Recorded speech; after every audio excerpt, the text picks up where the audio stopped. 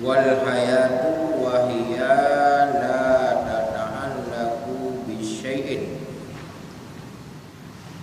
Sifat ma'ani kita ingat kembali adalah sifat yang melekat dengan zat. Apa makna sifat yang melekat dengan zat? Wujud zat, wujud Allah, wujud itu. Jadi tidak datang kemudian.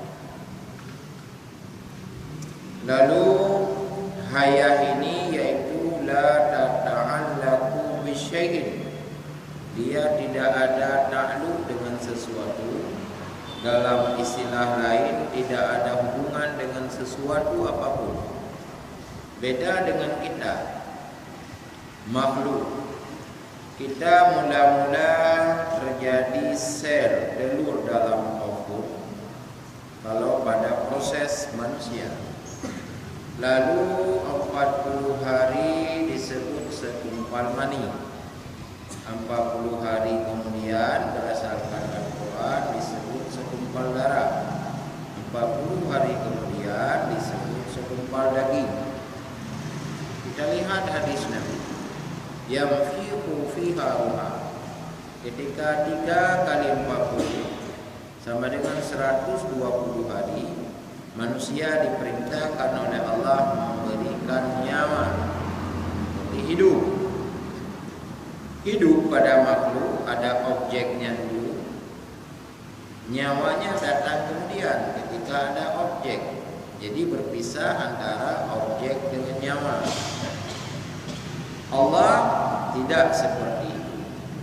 Lalu pada makhluk menyangkut dengan nyawa itu ada sebab akibat. Jadi ada objek dulu, ada proses dulu. Kalau prosesnya sesuai, tadi mani sel telur dalam ovum manikam berjalan normal, ya kalau tidak kan banyak juga 20 hari, 30 hari tidak menjadi sel telur, tidak subur, akhirnya kan mati, akhirnya tidak berfungsi. Ketika tidak berfungsi, dalam istilah lain dia tidak dapat nyawa, gugur. Allah Subhanahu wa taala tidak seperti itu. Jangan kita bayangkan Allah hidup dengan nyawa, itu bukan. Itulah yang pertama, la ta'allaqu bi syai'in. Jadi tidak ada takluk dengan sesuatu. Yang keempat daripada sifat mani, artinya hayah adalah yang keempat daripada sifat mani, karena dari mani ada 7 sifat, mulai kudrah, iradah, ilmu, hayah, ya kan? Sama basar kalam. Kita ingat kembali, sifat ma'ani adalah yang sifat melekat dengan zat, wujud sifat. Dia tidak berpisah. Daripada sifat ma'ani yaitu hayah, artinya hidup yang tiada dengan nyawa. Jadi Allah hidup bukan dengan nyawa, dan tiada dengan nafas, bukan dengan nafas, dan tiada dengan mazajih. Jadi kalau istilah ayam itu kan ada marid, madazih itu. Jadi tetasinya itu dua dajen, madazihnya mati. Jadi tidak ada hubungan ke situ. Allah hidup itu tidak ada dengan objek benda. Yani yang keempat anasir, dan tiada hidup itu dengan sebab makanan. Dan ta'rif hayah itu hiya sifatun. Ini baru definisi daripada hayah. Sifatun hiya sifatun wujudiyatun tasihu liman qamat bihil al-idrak, yaitu sifat yang wujudiyah yang mensahihkan ia, yakni sifat itu bagi orang yang berdiri ia dengan dirinya, yakni dengan orang itu akan idrak, artinya bahwa bersifat ia dengan sifat adrak, yaitu ilmu dan sama dan basar, dan seumpama sifat idrak itu yang lain daripada segala sifat yang disyaratkan pada akal wujud hayat seperti kudrah dan iradah, dan yaitu syarat akal pada sekalian sifat ma'ani, lazim daripada ketiadaan sifat ma'ani dan tiada lazim daripada wujudnya ada sekalian sifat mani, dan ketiadaan pada hak yang baru, dan adapun pada hak Allah Ta'ala lazim pada wujudnya ada sekalian sifat mani, karena sifat Allah Ta'ala tiada bercerai setengah daripada setengah, dan tiada bercerai daripada zat. Ini penjelasan daripada kalimat demi kalimat. Apa maksud ringkasan daripada hayat yang menjadi iktiqad surah Bulit ke Nurajeh, surah Sa'langki? Allah memiliki sifat hayat, bermakna hidup. Hidup Allah bukan dengan nyawa. Wujud Allah wujud hayatnya. Allah hidup tanpa butuh kepada yang lain. Allah hidup adalah sifat madamadat, maknanya wujud Allah, hayat Allah tidak berpisah antara zat dengan sifat. Adapun pada makhluknya berpisah. Kita contohkan tadi, mula-mula manusia di alam kandungan tidak bernyawa. 40 hari segumpal dani. Ini kan ada dalam Al-Quran, banyak ayat Al-Quran. Misalnya di dalam surat Al-Mu'minun ayat 12 Allah ceritakan proses manusia. Di dalam surat At-Tariq ayat kelima Allah ceritakan tentang proses manusia. Dalam hadis sahih Bukhari Allah ceritakan tentang alaqah, mudghah, juga proses manusia. Di ayat lain juga Allah ceritakan min sulalatin min tin, yang asal manusia Adam itu dari sari padi tanah. Kemudian manusia berikutnya bicara proses alam kandungan. Mula-mula sel telur itu tidak bernyawa. Lalu 40 hari kemudian segumpal mani, 40 hari kemudian segumpal darah, 40 hari kemudian segumpal daging. Yang fihu fiha ruha, Allah berikan 2 nyawa. Jadi nyawa itu ada pada tataran nafas, ada pada tataran mazajih tadi, ada pada tataran jiwa nafasnya. Allah tidak seperti itu. Tumbuh-tumbuhan kita mengatakan dia hidup.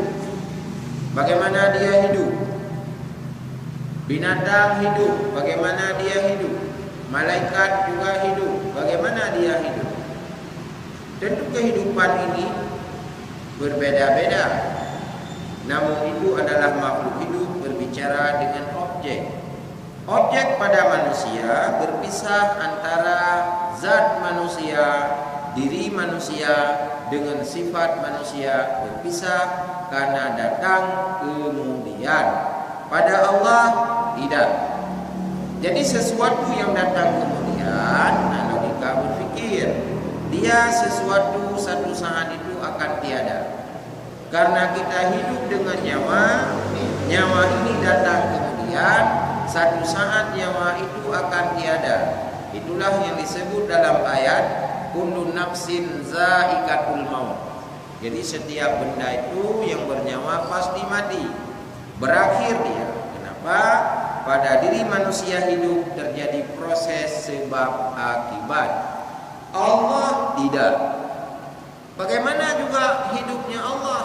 Itulah laisa kamitsli syai'un wa huwas samiul basir. Yang tidak akan pernah sama dengan makhluknya, itulah hidupnya Allah. Wati kahana tatu'ahli, yang kenyan baru tatu'ah dalam tauhid. Memandang membayangkan mono-mono nyenkan. Dari mana pemahaman ini? Pertama dasar firman Allah, laisa kamitslihi syai'un wa huwas samiul basir. Yang kedua, Sayyidina Ali berkata ketika ditanya tentang Tuhan. Apa kata Sayyidina Ali? Ma yatasawwaru fi balika wallahu mukhalafat.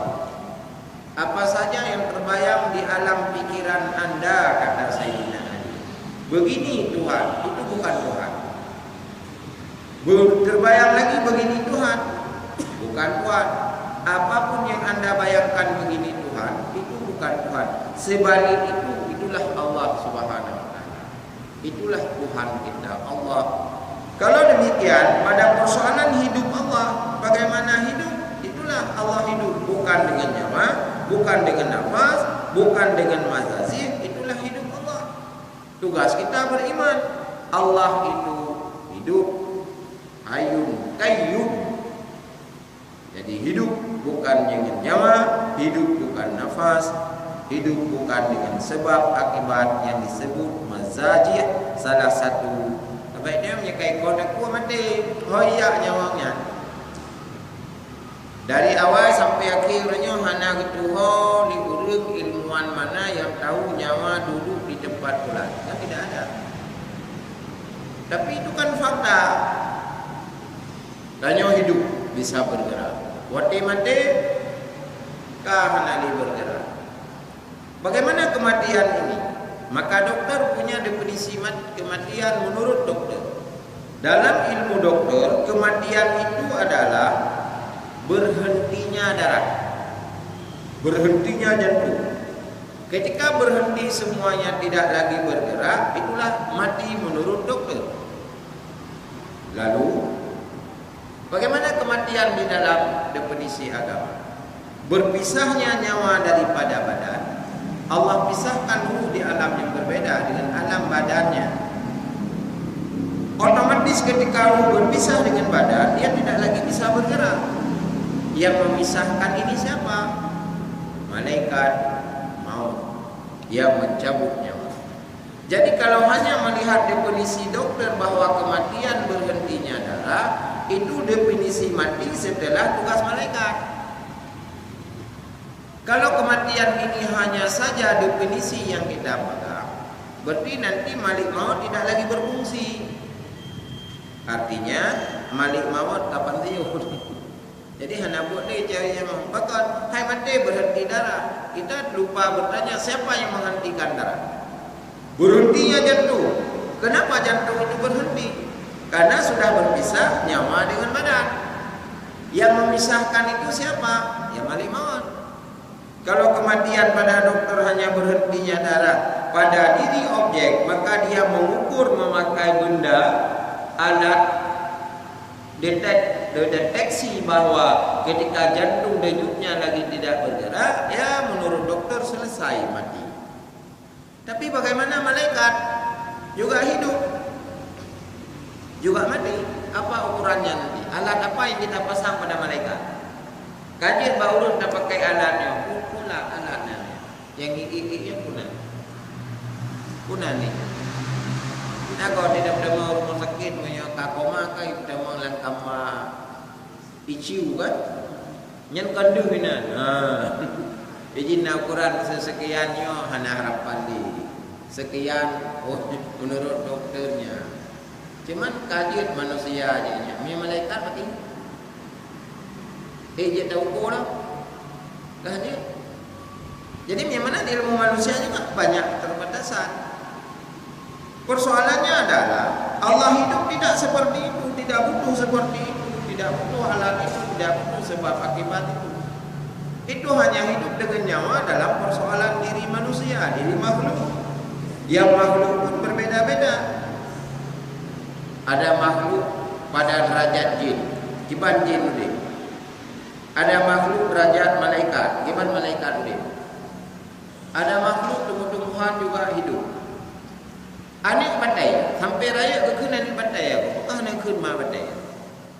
Ayah batai. Pakar rayu ni. Kui pajo ni batainya tinggal rayu. Walaupun kalaya kita bukan anak batai. Apakah nak kun ma batai? Ya batai. Tetap bukan anak batai. Tapi benda naubud narayo. Berarti mina naubud narayo berarti na perubahan benda. Siapa yang mengubah? Bagaimana cara hidup batu? Bagaimana batu itu bergerak? Nah, jadi sesuatu yang terbayang pada alam makhluk ini begini tentang hidup pada Allah, tidak seperti itu. Allah hidup bukan dengan nyawa inti pokok, Allah hidup bukan dengan nafas,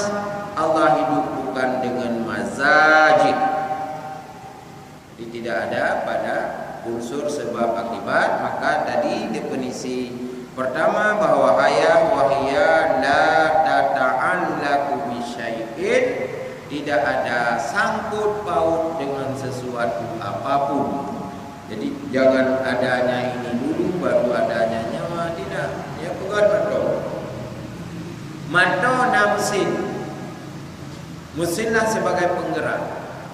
Kenapa mesin itu bisa bergerak? Karena sudah kita buat semacam koneksitas. Patri hubungan dengan talogas, talogas hubungan dengan ada hubungan rim, rim ada hubungan dengan sesiur, sesiur na hubungan dengan oli, oli na hubungan dengan patri, patri na hubungan dengan jenam mustar. Sehingga semua ketika wujud, maka kita masuk kunci, hubungan dengan kunci. Bagaimana tali kunci dengan patri? Lalu kita setar, hiduplah mobilnya, bergerak mobil itu. Ketika berpisah salah satu dari koneksitas tadi, mobil itu mati. Banhana baterai mati kan? Dengan hijab, kabeh miu mati. Berarti gerak itu dilihat sisi koneksitas, sisi sebab akibat. Ada hubungan di dalam benda-benda. Allah tidak seperti itu. Itulah laisa kamitsli syai'un wa huwas samiul basir. Itulah Allah hidup bukan dengan nyawa, bukan dengan nafas, bukan dengan mazajik, artinya benda yang ada hubungan sebab akibat.